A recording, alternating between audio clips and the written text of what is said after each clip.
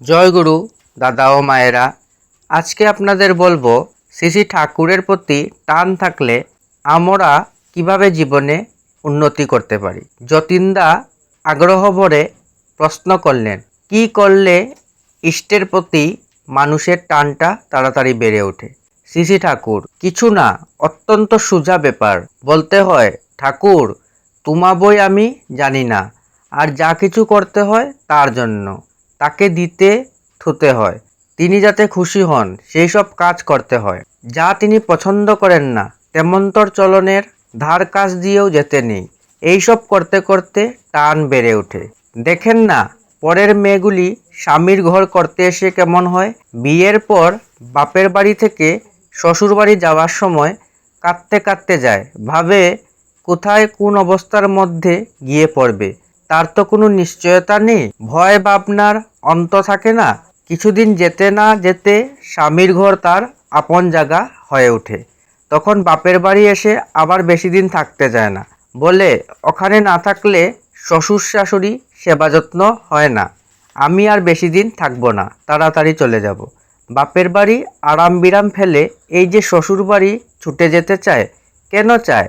চায় কারণ সেই বাড়ি ও বাড়ির লোকজনকে সে আপন করে নিয়েছে। এই যে পর সব আপন হলো, তা হলো কি করে?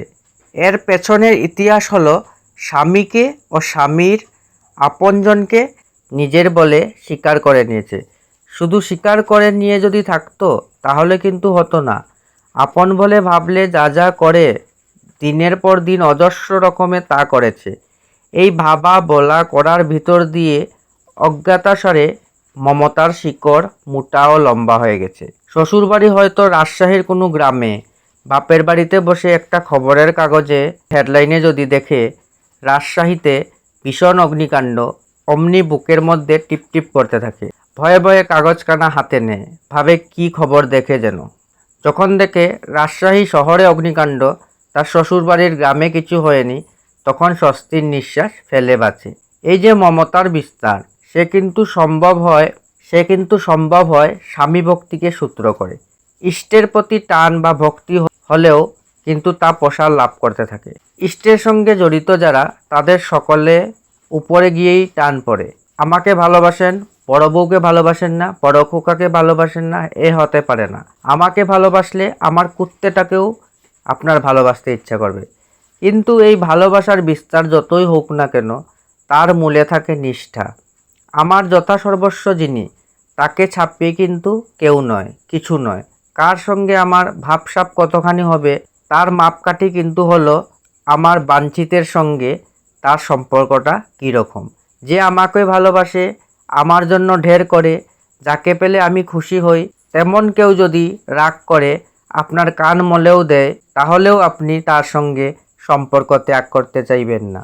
যদি আপনি আমাকে ভালোবাসেন, কারণ আপনি তখন ভাববেন আমার কান মলে দিলেও ও আমার ঠাকুরের সুখ স্বাস্থ্যের জন্য কিন্তু যথেষ্ট করে। যে গরুটা দুধ দেয় তার চাটিটাও সহ্য হয়। আপনার কোনো সুখ সুবিধা হয় না তাকে দিয়ে, বরং সে আপনার অসুবিধারই কারণ হয়ে থাকে। কিন্তু ঠাকুরকেই যদি আপনার স্বার্থ বলে বোধ থাকে, তাহলে ঠাকুরের জন্য তার করাটার ভিতর দিয়ে আপনি নিজেকেই লাভবান মনে করবেন। এই রকম হয়। তার কানমলা দেওয়াটা যে সমর্থনযোগ্য ব্যবহার, তা আমি কই না, কিন্তু ওই ব্যাপারে আপনার যে অ্যাটিটিউড, মনোভাব হবে, আপনি যেভাবে নিজেকে অ্যাডজাস্ট, নিয়ন্ত্রণ করতে পারবেন, সেই কথাই করছি এখানে। ভালোবাসায় সহ্য ধৈর্য সবই বেড়ে যায়। এইটি শ্রী ঠাকুরের আলোচনা প্রসঙ্গে 4th খণ্ড পৃষ্ঠা 46 থেকে সংগ্রহ করা হয়েছে। জয় গুরু।